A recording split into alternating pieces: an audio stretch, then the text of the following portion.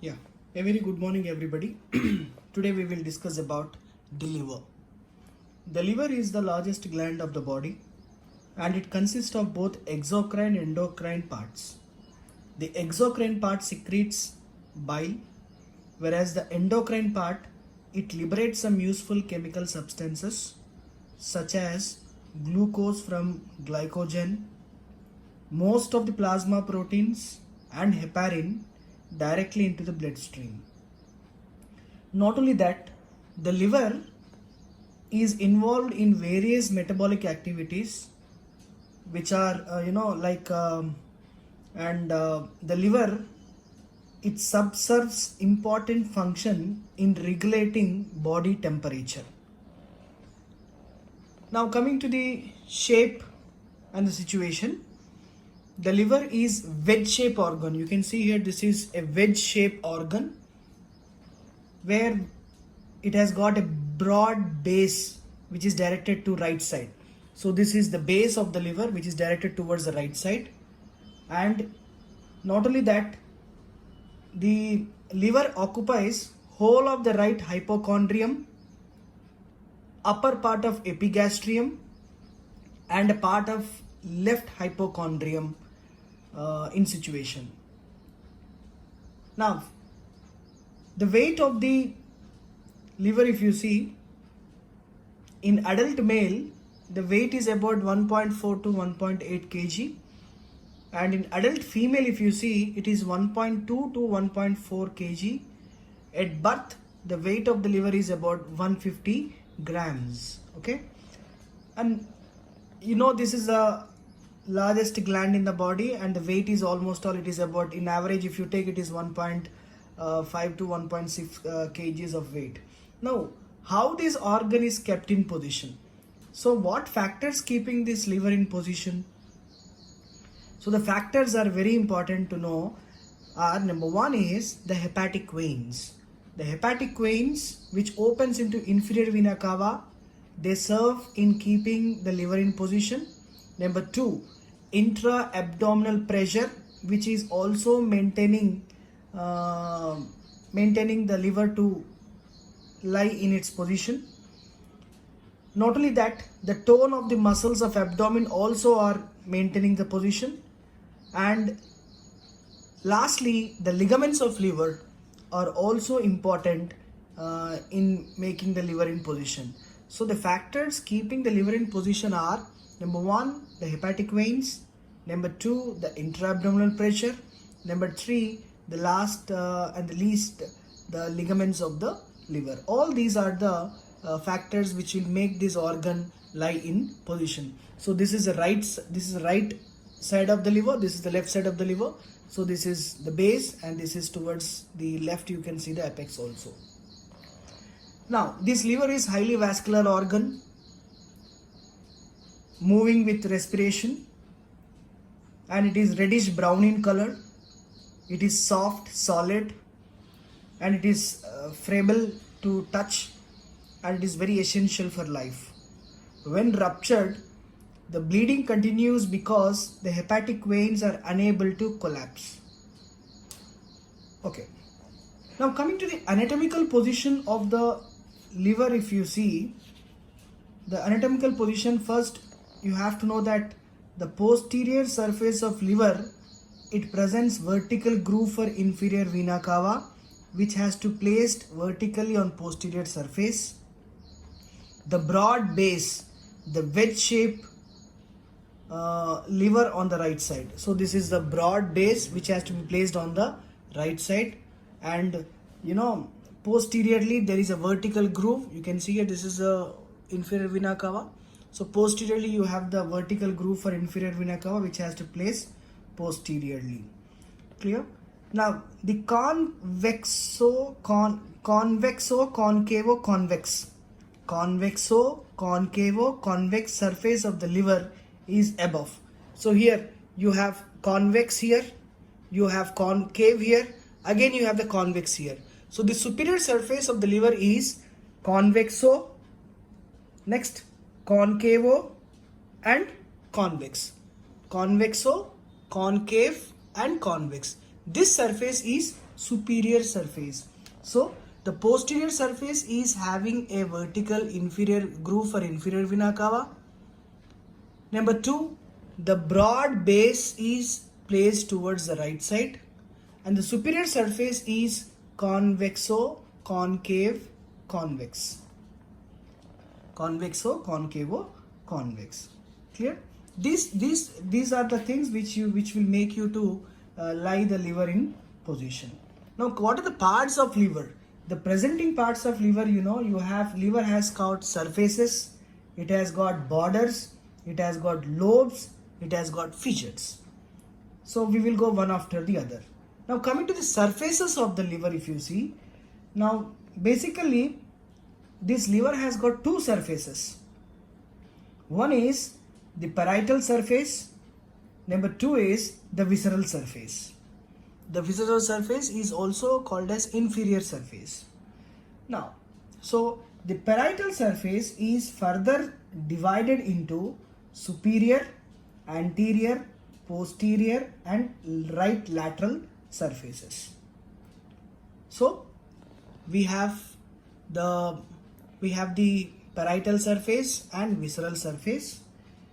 The visceral surface is also called as inferior surface.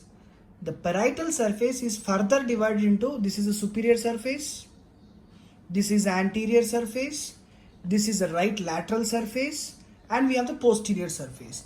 Now this is anterior view. This picture you are seeing anterior view. So this is anterior surface, this is the superior surface, this is the lateral, right lateral surface, posterior surface. All these are the 4 different subdivisions of parietal surface, and one surface which is inferior surface, which is also called as visceral surface, because most of the visceral organs are related to that inferior surface. So that inferior surface is also called as the visceral surface. Clear? So we have altogether 5 surfaces: superior, anterior, right lateral, okay, then posterior and inferior. Clear? Now let's go one after the other. The superior surface, if you see, now this is a superior surface. The superior surface is convex on right side and left sides, and depression in the middle, which is known as cardiac impression. You observe very clearly here. See, the superior surface on the right side it is convex, on the left side is convex, but in the middle it is depression. So superior surface is convex on right side, convex on left side, but in the middle it is depressed, and this depression is known as cardiac impression. It is called as cardiac impression. And the superior surface is covered with peritoneum except a small triangular area on the cardiac impression, okay, and which is the divergency of 2 layers of falciform ligament. So here, this is the falciform ligament. This is the falciform ligament. So what he is telling, so it is covered with the peritoneum. The superior surface is covered with the peritoneum. Clear?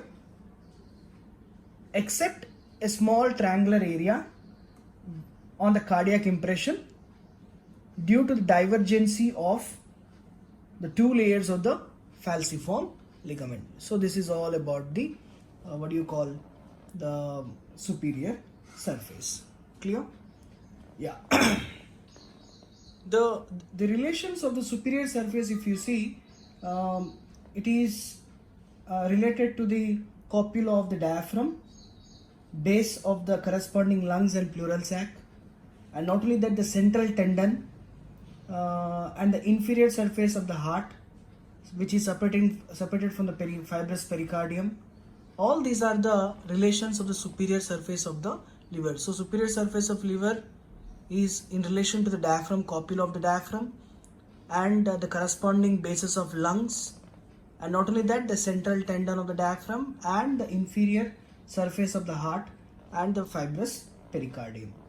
This is all about the superior surface. Now next, coming to the right lateral surface. This is the right lateral surface. So now if you see here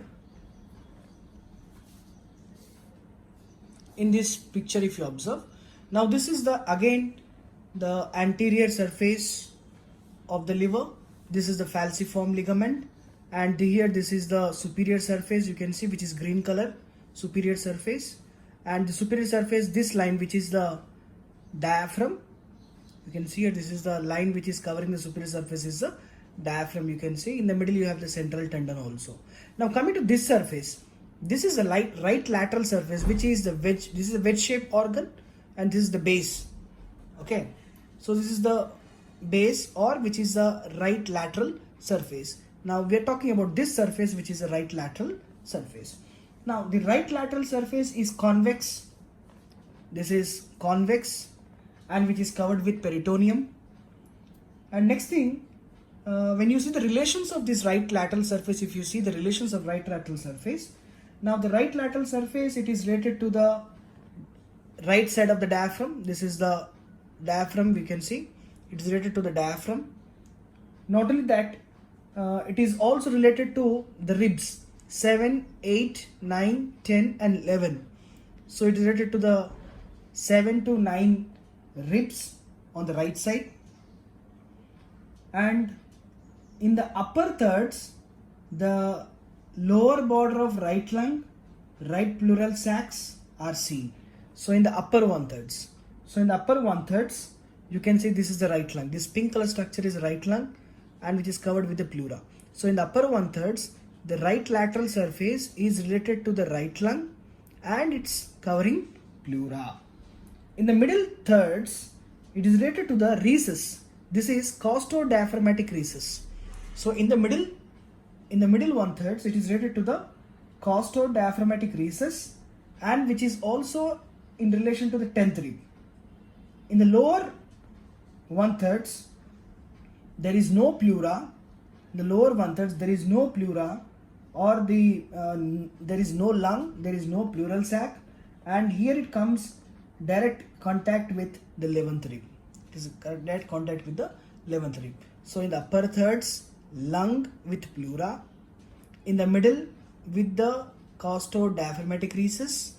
In the lower thirds, it is related directly with the 11th rib. These are the relations of the liver on the right lateral surface. And this right lateral surface has got a clinical importance that, sometimes the needle biopsy of the liver is approached through right 9th or 10th intercostal space at the mid-axillary line to collect the biopsy of the liver. So between, this is the 9th rib. So this is 7, this is 8, this is 9, 10, 11. So between the 9th intercostal space or 10th intercostal space, you can see that the needle is injected, and through this a part of the the liver tissue is taken for the biopsy. This is all about the right lateral surface. Now coming to the anterior surface. The anterior surface is triangular in outline. You can see this entire thing is anterior surface. The anterior surface is triangular in outline, and is subdivided into right and left lobes. This is the left lobe of liver, this is the right lobe of liver. So how these right and left lobes are divided? The anterior surface is triangular in shape, and this anterior surface is divided into left lobe and right lobe by this orange color ligament, which we call this as the falciform ligament. Falciform ligament. So the falciform ligament will divide the liver into right and left lobes. And not only that, the anterior surface consists of a broad upper part, narrow left part, broad right part. So this is a broad right part. Sorry, I said what is the anterior surface has got two. One is the broad right part and the very narrow left part, and an intermediate triangular area. So anterior surface is a triangular in outline, which has got a broad right side, a narrow left side, and which is divided into two lobes by this ligament, which is called as the falciform ligament. Clear? Yeah. Now coming to the relations of this anterior part, if you see the anterior surface relations, the right part is related to the right side of the diaphragm, and not only that, it is also related to 6th to 10th ribs. Clear? So 6 to 10 ribs of right side, and the lower margins of right lung and pleura are related to the right part, whereas the left part, it lies beneath the left costal margins and related to the diaphragm, and with the costal cartilages extending from 7 to 8. So left part is related to 7 to 8 ribs, whereas the right part is related to the 6 to 10 ribs, which is on right side and the left side. Clear? This is all about the relations of the anterior surface of the liver. Now next, moving to the posterior surface. The posterior surface, it intervenes between the posterior superior and posterior inferior borders, and this posterior surface, the surface is deeply concave in the middle for the lodgement of the vertebral column. Now the features of this posterior surface of the liver, if you see, the most important one is the bare area of the liver. Now the bare area is nothing but which is the area where you see it is non-peritoneal, the part of the liver which is not covered by peritoneum, that area we call it as the bare area. And this bare area is the largest non-peritoneal area on the posterior surface of right lobe. So let me make you very clear the bare area. Yeah. Now here in this picture, if you see, so in this picture, this is the posterior surface of the liver you are seeing. This is the right part of liver, this is left part of liver. This is the right side, right lateral surface. Okay. So this is the posterior view of the the liver, the posterior surface. Now the bare area. So bare area, as I said, it is the largest non-peritoneal area on the posterior surface of right lobe. Okay, and here the liver cells are covered by the fibrous Glissen's capsule. So this is the area. Can you see this area? This is the coronary ligament. Okay, this area is called as the bare area, which is not covered by the peritoneum. So the bare area is triangle and it presents following parts. So this area is a triangular area and which contains the following boundaries. So apex is formed by the right triangular ligament. So this is the right triangular. This is a superior part of the coronary ligament, and this is the inferior part of the coronary ligament, which forms the right triangular ligament. So the apex of this is formed by the right triangular ligament. The base is formed by this groove, this vertical groove, which is called as groove for inferior vena cava. Groove for inferior vena cava. The upper and lower limits are formed by superior and inferior coronary ligaments. So this is superior layer of coronary ligament. This is the inferior layer of coronary ligament. Both these ligaments are fused with each other, which forms the right triangular ligament. It forms a right triangular ligament. So this is the apex, vertical groove for inferior vena cava, which forms the base of the bare area, and the limits, upper and lower limits, is by the upper superior and inferior layers of coronary ligament. This entire area is called as the bare area of the liver, which is on the right side. And next feature is the groove for inferior vena cava. So this is the blue color structure which you are seeing. This is the inferior vena cava. So this groove for inferior vena cava is seen on the posterior surface. We are talking about posterior surface relations. In that, first we have discussed about the bare area. This is the bare area. Now this one I will write here.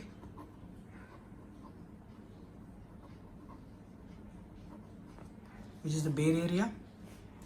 Okay, and next is the vertical groove, which is the groove for inferior vena cava.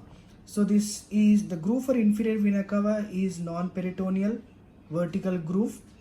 Okay, and the floor is pierced by hepatic veins. So floor of this inferior vena cava is pierced by the hepatic veins, which doesn't have any valves also, and which are arranged in two groups, upper and lower groups. Clear?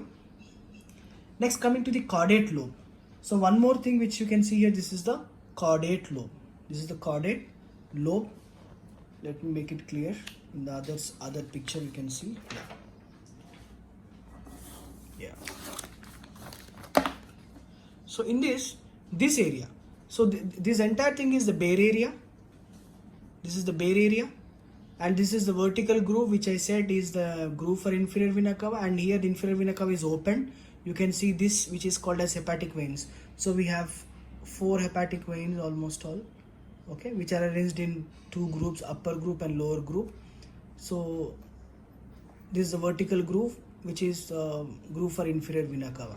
And one more feature you can see the posterior surface is this lobe, which is called as caudate lobe, which is called as the caudate. This is the caudate, C-A-U-D-A-T-E, caudate lobe.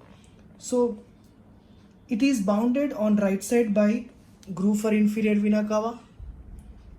It is bounded left side by the fissure for ligamentum venosum, okay, above by the posterior superior border of the liver, and below by this area which is called as a porta hepatis. Porta hepatis. Porta hepatis is nothing but which is an area where you see the structures enter or leaves the liver. That area we call it as a porta hepatis. So this caudate lobe is bounded towards its right is groove for inferior vena cava, to left is fissure for ligamentum venosum, above is by the superior posterior superior border of the liver, and below is by this which is called as a porta hepatis. Porta hepatis, you can see here the porta hepatis.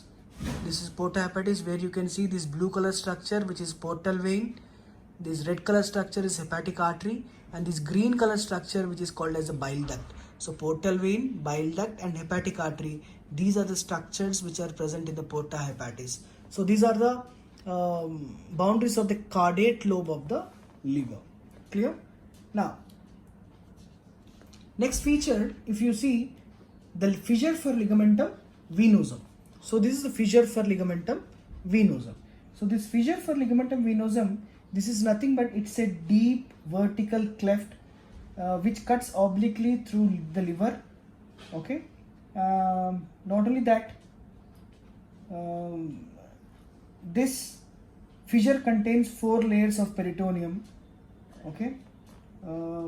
The floor of this fissure is large. It provides a lodgement for the ligamentum venosum, which is a remnant of ductus venosus of fetal life. So this fissure for venosum, it contains a ligament which is called as the ligamentum venosum, and this ligamentum venosum is a remnant of ductus venosus of fetal life.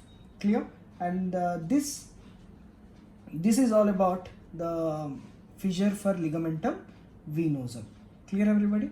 And next thing, we have one more structure which is on the posterior surface. You can see this yellow color structure.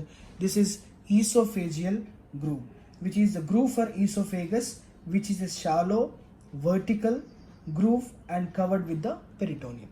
So on the posterior surface of this liver, we will see number 1 bare area, number 2 groove for inferior vena cava, number 3 the caudate lobe, number 4 fissure for ligamentum venosum, number 5 is the esophageal groove. All these are the relations you see in the posterior surface of the liver.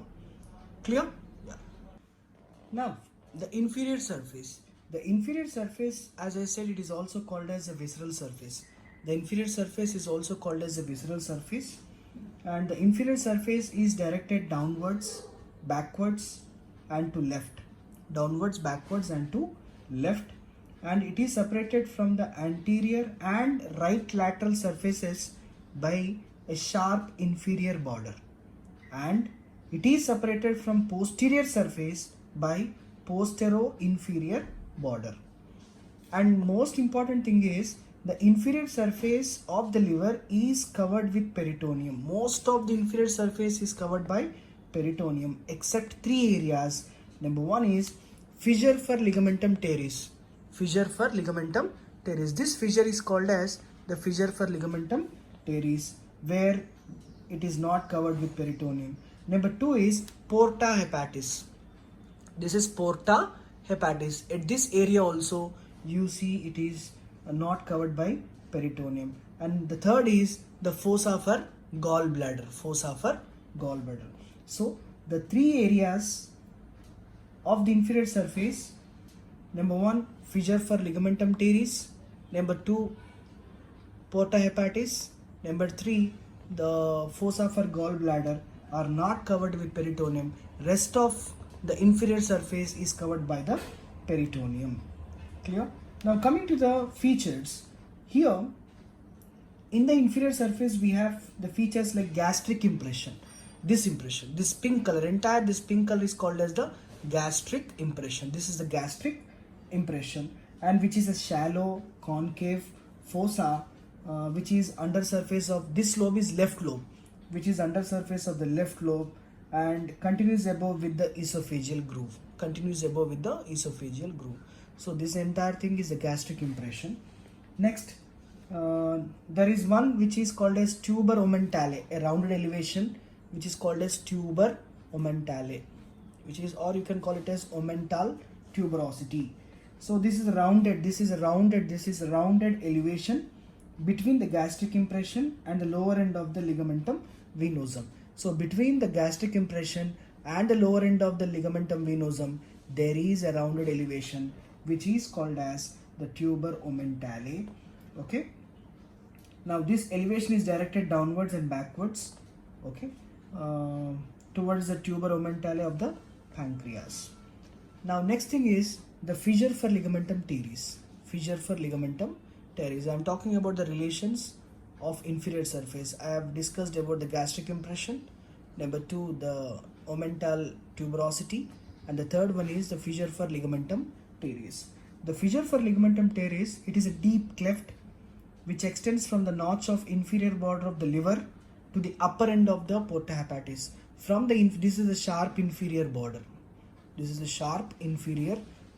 So this porta, the fissure for ligamentum teres, which is a deep cleft which extends from the inferior border of the liver to the left end of the porta hepatis. This is the left end of the porta hepatis. Okay, and this is non-peritoneal.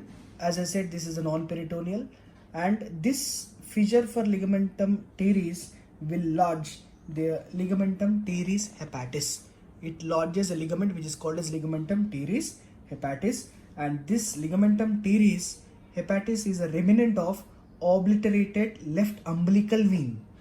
It is a remnant of obliterated left umbilical vein, okay, which is vein and extends up to the left branch of the portal vein at the porta hepatis.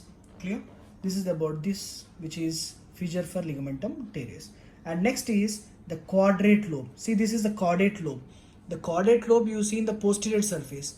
On the inferior surface, you are seeing one more lobe of liver, which is the quadrate lobe.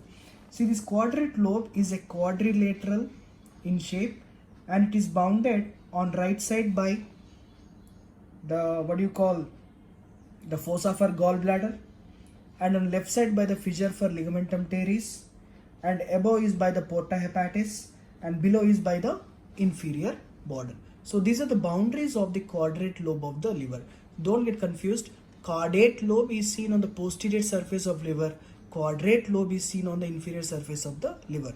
Clear? So one more to sum up. The impressions we have seen is the relations on the inferior surface is gastric impression, then tuber omental tuberosity or tuber omentale, then we have the fissure for ligamentum teres and quadrate lobe. This is the quadrate lobe. And next is the porta hepatis. The porta hepatis is also seen in the inferior surface. So what is this porta hepatis? So porta hepatis is a transverse non-peritoneal fissure. Porta hepatis is a transverse and non-peritoneal fissure which acts as a gateway of liver. It acts as a gateway of liver, as I said. Okay, it extends from the neck of the gallbladder. To the fissure for ligamentum teres and venosum. So it extends from neck of the gallbladder to the ligamentum teres and ligamentum venosum. This is a transverse slit which acts like a gateway. Okay, and it intervenes between the caudate lobe and the quadrate lobe. So between the caudate lobe and quadrate lobe, this area which you can see is the porta hepatis. Clear? And this porta hepatis, the structures entering the liver through this porta hepatis are the right and left hepatic arteries, okay, the right and left divisions of the portal vein, hepatic plexus of nerves which enters the liver. The structures which leaves the liver are, right and left hepatic ducts, cystic duct, and some lymphatics are seen. So the structures, if you see at the porta hepatis, we have like from before backwards, the structures at the porta hepatis are ducts, arteries, and veins. Ducts, arteries, and veins. Ducts are right and left hepatic ducts. Arteries are right and left hepatic arteries, and the veins are right and left divisions of portal vein. All these are the structures which you see in the porta hepatis. This is blue, which is portal vein. This is green, which is the hepatic duct.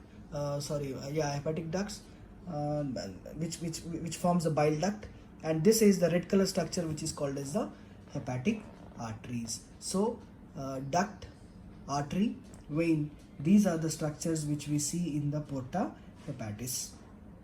Clear? And next thing, there is also one more thing which you have to know is about the inferior surface is two processes. One process is called as the caudate process and papillary process of caudate lobe. So the caudate lobe, this is the caudate lobe. This caudate lobe has got two processes. One is the caudate process, number two is the papillary process. These two processes will extend into the inferior surface of the liver, and we will see what are these process. So this caudate and papillary process which extends into the inferior surface. Now this caudate process is a tail-like projection which arises from the junction of lower and right margins of caudate lobe. This one. So this is the caudate process. This is the caudate process which extends transversely between the porta hepatis and the inferior vena cava. And between this porta hepatis, inferior vena cava, there is a small extension of this caudate lobe which is moving towards right. Now this process is called as the caudate process, which is seen on the inferior surface.